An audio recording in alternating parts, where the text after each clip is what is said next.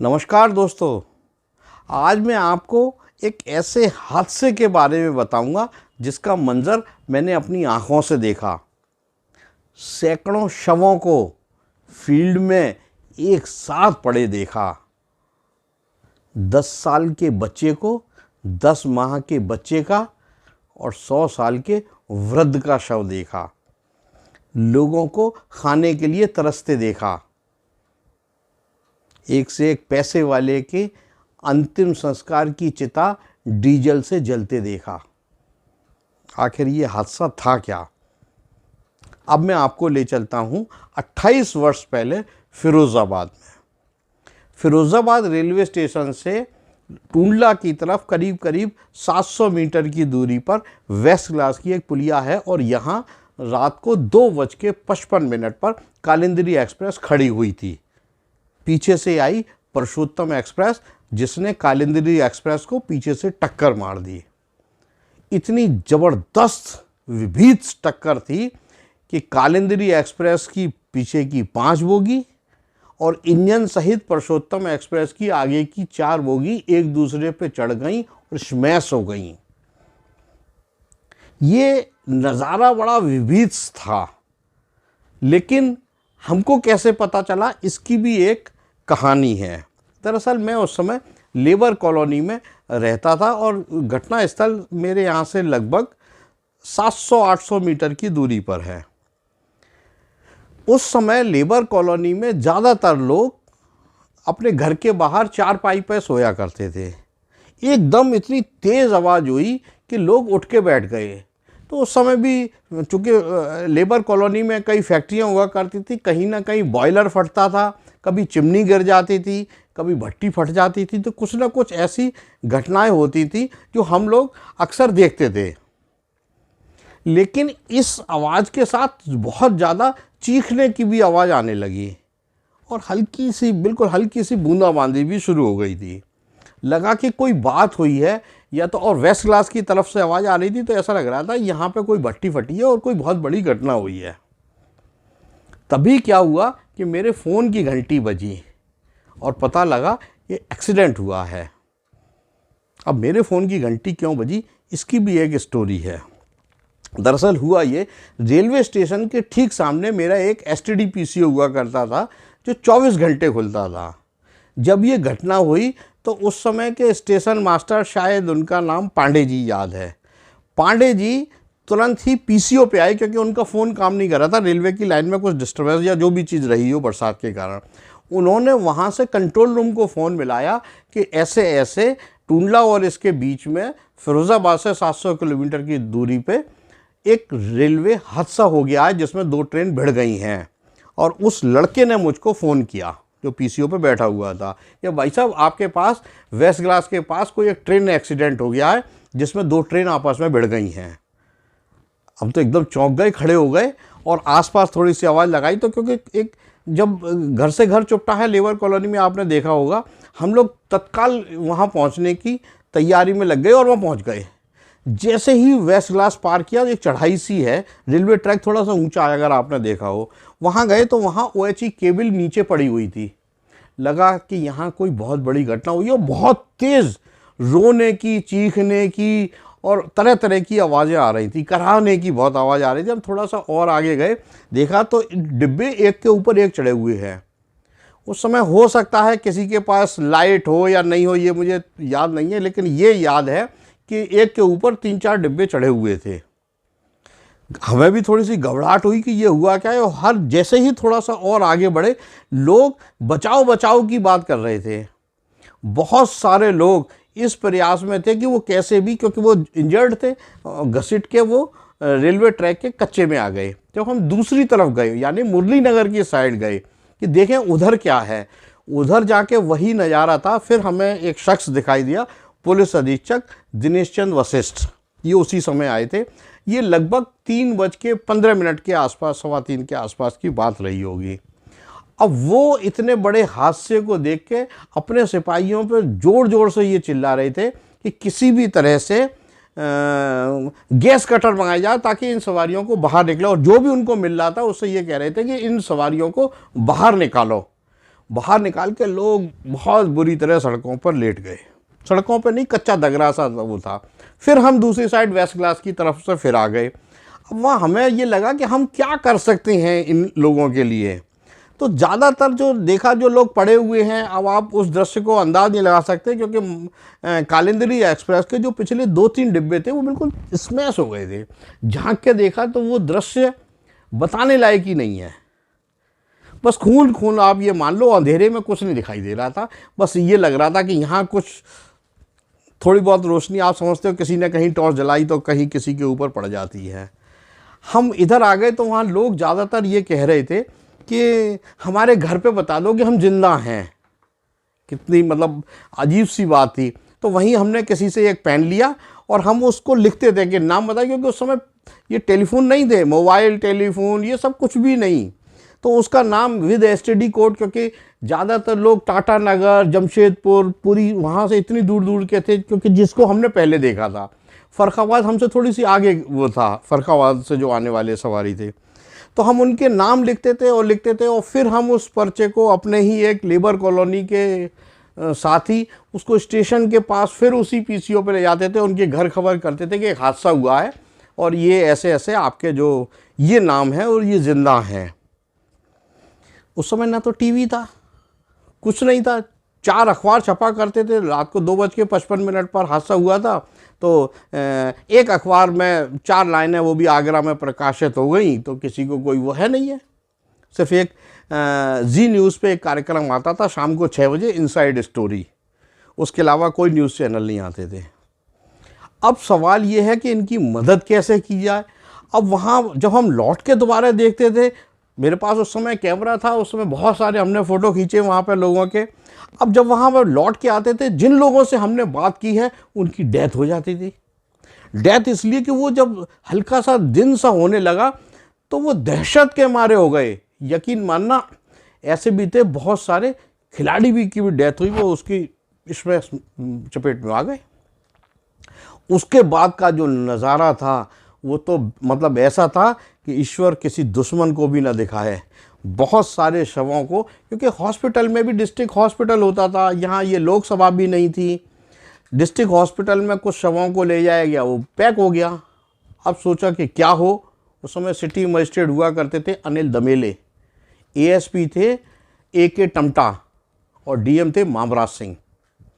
इन्होंने कहा कि लेबर कॉलोनी के एक सेंटर है, वो वहाँ जाके शवों को रखती हैं। तो शव ऊपर चढ़ाने में दिक्कत आई तो शव को वहीं मैदान में ही रख दिया गया। सैकड़ों की संख्या में वो शव थे। बहुत सारे घायल थे, उनको इधर से उधर जहाँ सुविधा मिले, क्योंकि आज 28 वर्ष बाद फिरोज़ाबाद और उसके आसपास मेडिकल फैसिलिटीज़ बहुत अच्छी हैं। उस समय कुछ नहीं था यहाँ पर। और इसमें जो घायल थे उनकी संख्या सैकड़ों से भी ऊपर थी। किसी के हाथ नहीं है, किसी के पैर नहीं है, कि किसी के कट हो रहा है, हर तरह के लोग थे। और यहाँ के ख़ास तौर पे मैं नाम लूँगा, लेबर कॉलोनी के युवा और महिलाएं किस कदर उन्होंने सेवा की। जब एक समय आ गया कि यहाँ ब्लड की ज़रूरत पड़ी, ये मैं बता रहा हूँ। ये घटना हुई है 19 तारीख को, 19 अगस्त 1995 को रात को, यानी कि 20 अगस्त 1995 को सुबह 2:55 पर। तो जब सुबह ये बात आ गई कि भाई ब्लड चाहिए इन लोगों को चढ़ाने के लिए, 4-5 घंटे में बहुत सारा खून का रिसाव हो गया है रोगियों को। तो बहुत सारे समाज सेवी संगठन में लड़कियां भी उसमें थी, ख़ास तौर पे उस समय RSS, वामसेफ के लोग, कांग्रेस के लोग, इन्होंने हॉस्पिटल में ब्लड देने के लिए इतने वॉलंटियर चले गए कि शायद इतने लोग तो पहले कभी गए भी नहीं थे और इतना बड़ा हादसा कभी हुआ भी नहीं था। डॉक्टर ने कहा कि इतनी ब्लड की अब ज़रूरत नहीं है। और उसके बाद यहाँ पर विज़िट हुई प्रधानमंत्री की।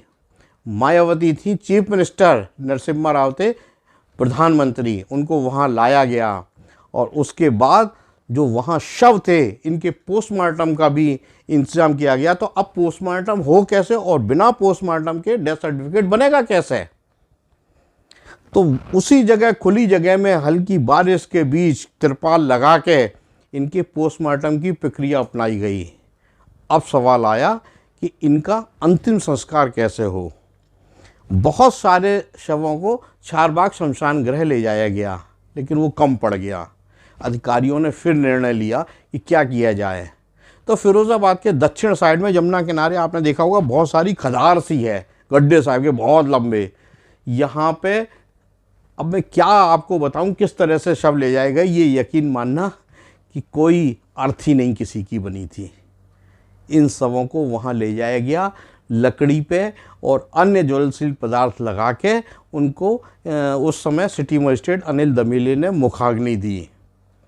हालत ये बन गई कि जो वहाँ से लोग आए हुए थे, यानी कि इन सब के लोग आए हुए थे, उन सबको डेथ सर्टिफिकेट चाहिए था। सब लोग अंतिम संस्कार के लिए अस्थियां ले जाना चाहते थे और लेबर कॉलोनी में एक ऐसा माहौल क्रिएट हो गया था क्योंकि इतने सारे शव रखे गए थे और शव लगभग एक दिन, पूरे दिन वहाँ रखे गए थे।